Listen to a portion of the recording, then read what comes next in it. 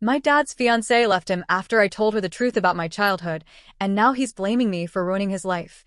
He said he's glad my face is messed up, and I feel like I destroyed everything by just being honest. When school broke up recently, I, 17 female, went to stay with my dad for a while. He lives out in the countryside, on the farm I grew up on.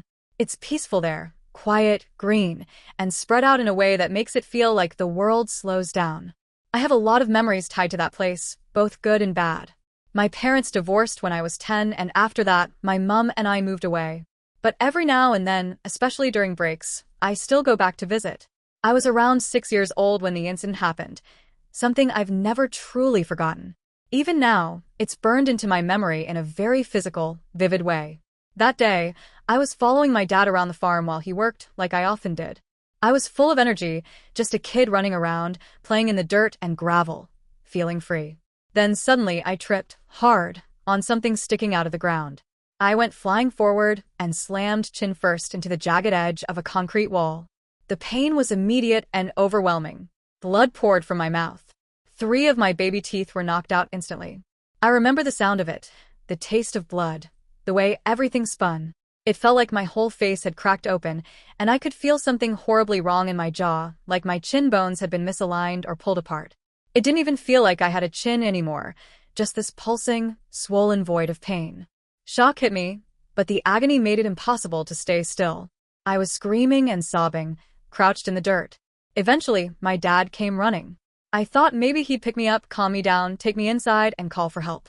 But instead, he just told me to shut up. No warmth, no reassurance. He stood behind me and put his hands on either side of my face, gripping my jawbones. And then he yanked hard, several times, adjusting my face like I was some kind of broken tool. Each time he did it, the pain got worse. I still don't understand how I didn't pass out. He kept at it until he apparently decided my face looked normal again. Then he told me not to tell Mum. Just like that. As if what had happened was nothing. My mum was abroad at the time with a sick relative, and I guess he didn't want to deal with the fallout. So, I didn't say anything. I carried that pain quietly.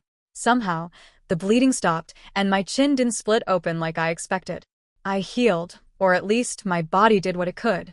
Amazingly, my adult teeth grew in straight. No overbite or underbite. But the damage had already been done in other ways. As I got older, I began to notice the consequences. My chin looked wrong. Uneven, slightly jagged on one side and rounder on the other. Nothing anyone else would notice immediately, but I saw it in every mirror, every selfie. I knew. I could feel it in how my jaw never quite sat right, how I clenched my teeth constantly without realizing it. I developed bruxism and jaw tension that gave me headaches and left my face sore. Friends didn't see the connection, but I did. That fall, and what happened after, never truly left me. I've spent years trying to ignore it, brush it off, but it's become harder lately. I've been thinking about getting Botox in my masseter muscles to relieve the tension, and maybe even looking into cosmetic surgery to correct the chin asymmetry. I never wanted to go down that road, but the older I get, the more it feels like something I might need, not just for looks, but for peace of mind. My confidence has taken hits over the years, and I've faced teasing I never wanted to admit bothered me. But it does. It all adds up. A few weeks ago, I finally opened up to my mum. I told her what really happened that day. How I fell, how I lost my teeth, how Dad fixed my face by force, how I never went to hospital or saw a doctor. I wasn't even sure why I was telling her after all these years. Maybe I just needed someone to finally hear it. Maybe I wanted someone to say I wasn't crazy for still being haunted by it. She was horrified, angry beyond words. I could see the way her whole body tensed as I told her. She had never known the truth. She immediately picked up her phone and called my dad.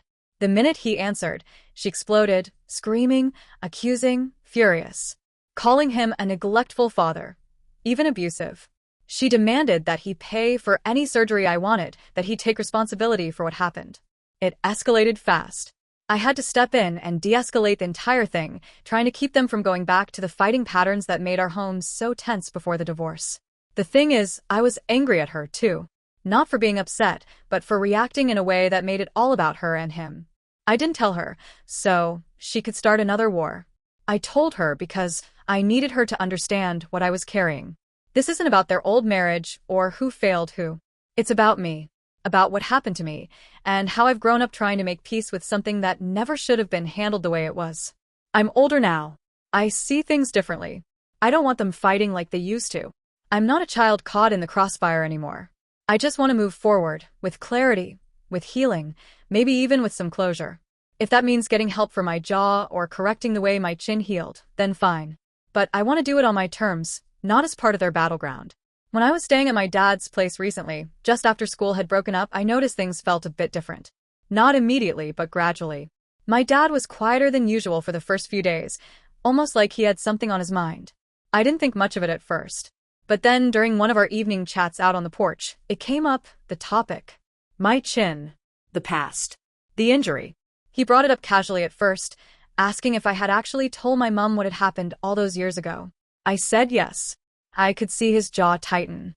He looked away, like the sunset was more interesting than the conversation. Then he said something like, "So you're going to get plastic surgery then, huh?" His voice had that edge to it, mocking, dismissive.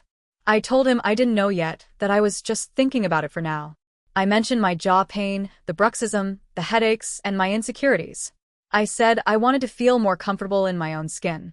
And then he snapped. He told me I was being vain. That only bimbos get plastic surgery. That it was a waste of time and money, and especially his money. He said he wouldn't pay for something just because I was feeling insecure about something that happened ages ago. And then, of course, he threw in, "I didn't even do anything to you." I just sat there. I didn't know what to say.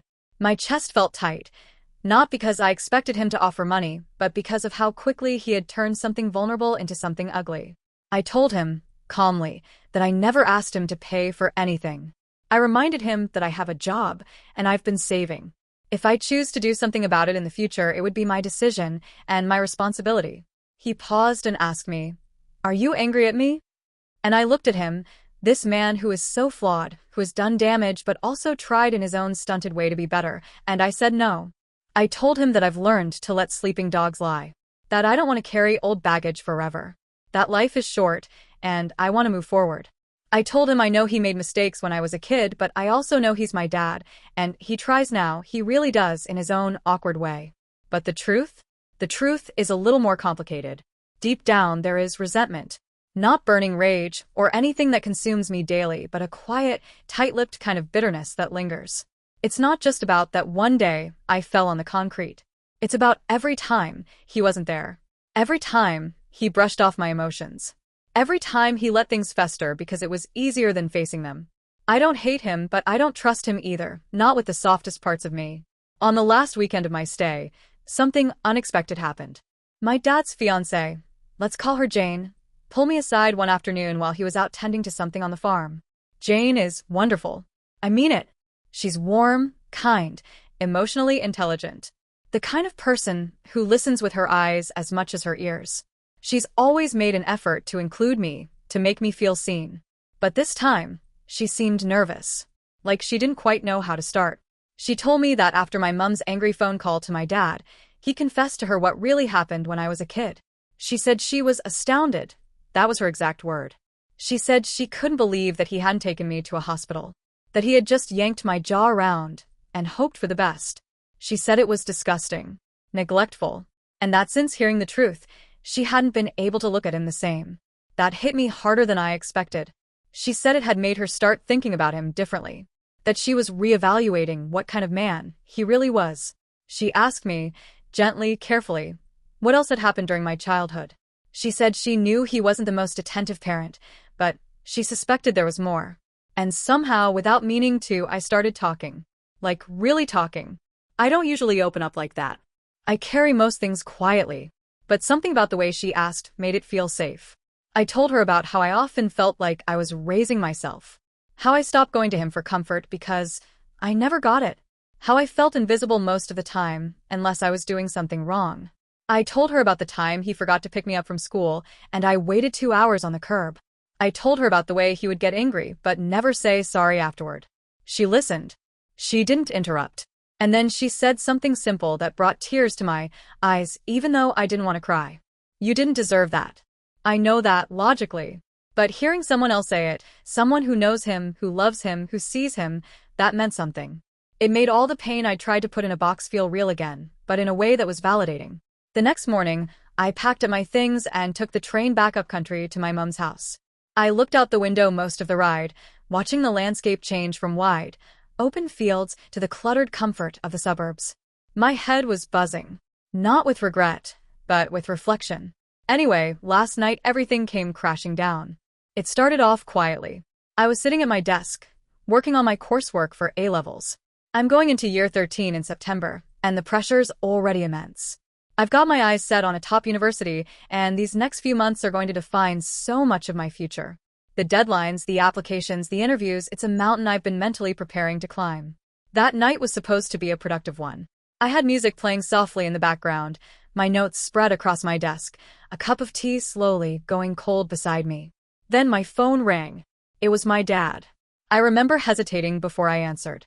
We hadn't spoken much since I left his house a few weeks ago. Things had been strange. Unspoken tension hung over us. But nothing could have prepared me for what was waiting on the other end of that call. He was livid. I could barely understand him at first. His voice was this overwhelming mix of anger, grief, and something else. Despair, maybe. He wasn't just shouting, he was unraveling. He said I had ruined his life. That was the first thing he said. Not hello, not how are you, just you've ruined my life. I sat there, stunned, my pen frozen mid-sentence. What are you talking about? I asked, genuinely confused.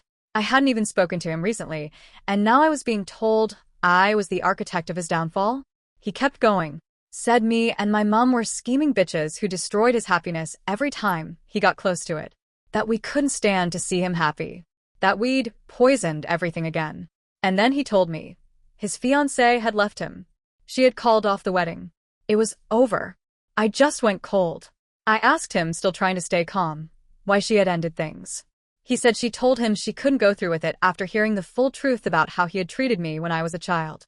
That she had been thinking about everything more deeply, and it had changed how she saw him. And then somehow, this became my fault. According to him, it was because I couldn't let go of the past. Because I told her about things I should have kept buried. Because I had played the victim and made myself out to be some kind of martyr, when all I was really doing was attention-seeking. I couldn't believe it. I tried to explain that I never meant for anything like this to happen. That I didn't set out to ruin his life or end his relationship. That Jane asked me about my childhood, and I just opened up. I was vulnerable with someone who seemed to care. Someone who made me feel safe for once. But he wasn't hearing it. He kept yelling. He called me a bitch, said I was vengeful, ungrateful. He told me he regretted comforting me when I was little, that I was always too sensitive and had a victim complex. Then he said something that genuinely broke me. He said, I'm glad your face is messed up. Just like that. He said maybe I'd stop being so self-absorbed now. That looking the way I do is punishment for how I've treated him. That I deserve it. I don't even remember hanging up. I think I just dropped the phone. My ears were ringing, my hands shaking. I couldn't breathe properly. I started crying, and I haven't really stopped since. Today, I didn't get out of bed. I didn't go downstairs. I haven't eaten. I haven't even touched my coursework, which terrifies me because I can't afford to fall behind right now. This year is everything, A-levels, UCS, personal statements, interviews, and now this. All of this.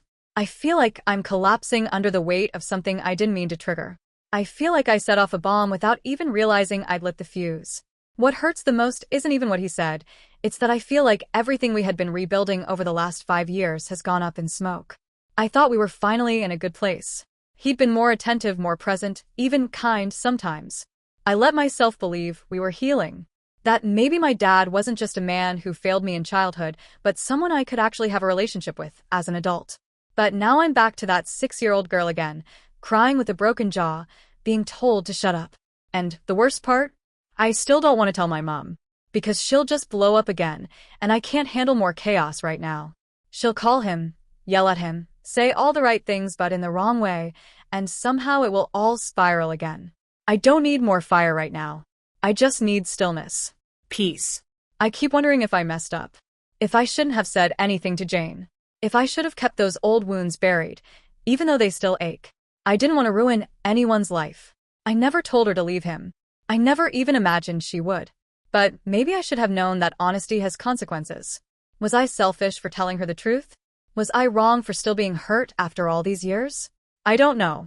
What I do know is that I'm hurting. So much. And now I feel like I'm stuck between grieving a relationship I thought I was rebuilding and trying to survive the pressure of this academic year. I have no idea how I'm supposed to focus on university applications, interviews, coursework, when all I want to do is crawl under the duvet and disappear. And I still care about him. That's the worst part. Even after everything, I care. Even after he said those horrible things, there's still this tiny part of me that wants his approval, his love, his apology. But maybe that's just the child in me still waiting for the version of him who never really existed. I don't know where things go from here. I don't know if he'll ever reach out again. I don't know if Jane will reconsider, or if my mom will find out and explode the whole thing further. I don't know if this ache in my chest will pass, or if I'll always carry it.